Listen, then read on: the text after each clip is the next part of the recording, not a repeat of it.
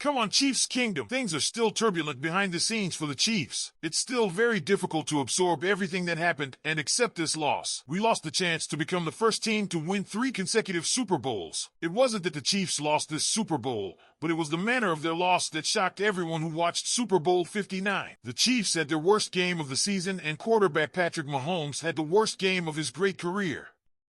The Chiefs did not have a good game against the Eagles. But the Chiefs are strong and resilient and will come back even stronger in Super Bowl 60. If you believe this too, click the like button hard, and if possible comment like for me. The Chiefs will always be the champion. Let's go Chiefs! Now we need to understand what went wrong in order to fix everything that is necessary. The Chiefs fell to the Philadelphia Eagles in brutal fashion, losing 40-22 in a game that exposed one of their biggest weaknesses, the offensive line. From the first snap, the Eagles' defensive front dominated. Patrick Mahomes, our MVP and leader, was under siege the entire game. The pressure was relentless, the hits kept coming, and it felt like we were watching a replay of Super Bowl 55 against the Tampa Bay Buccaneers. Mahomes was running for his life on nearly every play. The offensive line simply had no answers for the Eagles' passing pressure, and it threw the entire game plan out the window. This wasn't just a bad day for the Chiefs' offense, it was a complete meltdown. Andy Reid's system relies on timing, precision, and execution, but none of that was possible with Mahomes constantly struggling to avoid pressure. We saw glimpses of the Chiefs' signature explosiveness, but every time they built momentum, the offensive line's issues reared their ugly heads, killing drives and putting the defense in bad positions. We should have seen this coming. The offensive line has been shaky all season. There were times when Mahomes made magic happen despite the protection issues, but against a defense as dominant as the Eagles, there was no escaping reality. The Chiefs couldn't escape those issues in the biggest game of the year.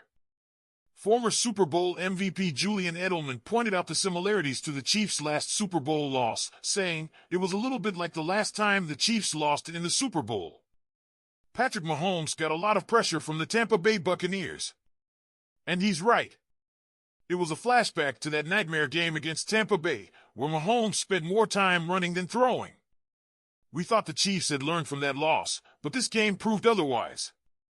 The offensive line let Mahomes down when he needed protection the most. But there's another factor at play here. The Chiefs have played an insane amount of football over the past 3 seasons.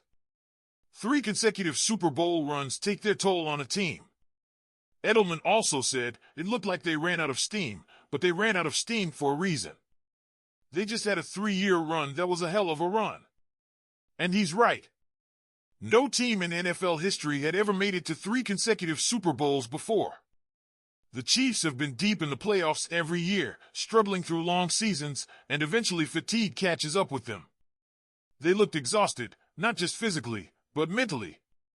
The road to greatness is brutal, and while the Chiefs have been the gold standard in the NFL, even the best teams have hit a wall. So where do we go from here? The Chiefs need to address the offensive line this offseason. That has to be the #1 priority. Mahomes is the best quarterback in the league, but he can't win championships without protection. We saw that in Super Bowl 55, and we saw it again in Super Bowl 59. Now, I want to hear from you, Chiefs fans. What do you think was the biggest reason for this Super Bowl loss? Was it just the offensive line, or do you think fatigue played a bigger role? One particular moment involving Patrick Mahomes has caused waves among fans. When Mahomes walked down the bench at the end of the game, offering words of encouragement to his teammates, something unusual happened. He stopped to high-five several players, including Travis Kelce, but when he got to running back Samaje Perine, Mahomes seemed to ignore him completely. Perine stood up, expecting a handshake or some sort of acknowledgement, but instead, Mahomes kept walking, passing the ball to the next player. Now, this wasn't just a small thing that went unnoticed. Fans immediately jumped on social media, questioning whether there was a problem between Mahomes and Perine. Some speculated that Mahomes deliberately ignored him, while others suggested it was just an unfortunate oversight in the heat of the moment.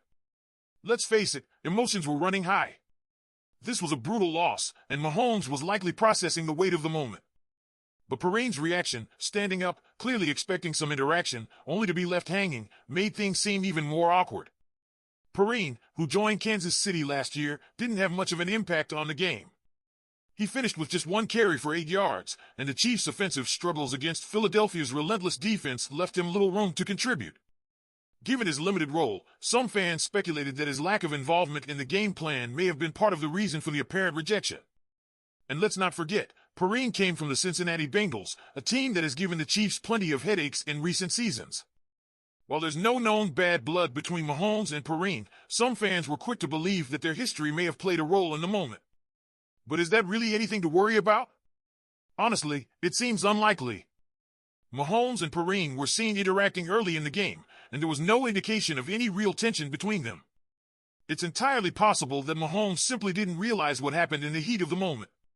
However, with Perine on a one-year deal and not making much of an impact in the Kansas City backfield, this could very well have been his last game in a Chiefs uniform. Whether or not there was any meaning behind this moment, Perine now faces an uncertain future heading into the offseason. So what do you think, Chiefs fans? Was this just a random moment blown out of proportion, or do you think there's more to it than that? Could this be a sign of some tension in the locker room?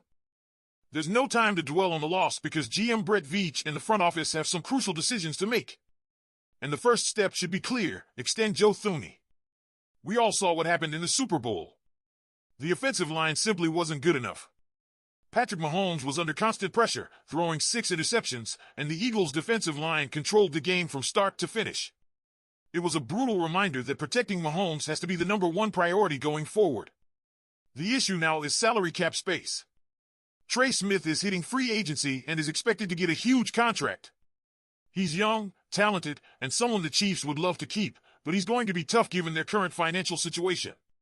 Kansas City only has about $15.7 million in cap space available, and there are other key free agents like Justin Reed, Nick Bolton, and Hollywood Brown who will also need new deals. The Chiefs simply don't have the money to keep them all. That's why extending Thuney now makes a lot of sense.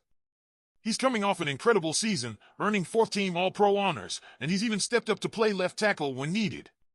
The guy is a rock on the offensive line, and letting him walk after next season would be a huge mistake. Right now, Thuney carries a salary cap hit of just over $26 million for next year. Restructuring and extending him could reduce that number, creating the flexibility needed to re-sign other key players.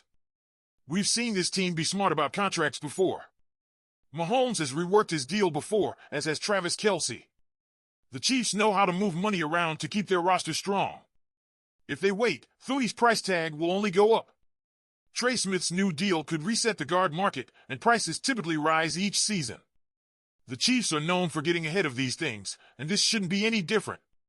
From Thuney's perspective, an extension also makes sense. He would have long-term security in the event of an injury, and at 32, he still has plenty of high-level football left in him. It's a win-win situation for both sides and allows Kansas City to focus on other areas of need, like adding another wide receiver or bolstering the defensive line. So, what do you think, Chiefs fans? Should Kansas City sign Thuney now, or should they prioritize other areas? Let me know in the comments. And of course, don't forget to hit that like button and subscribe for more Chiefs updates throughout the offseason.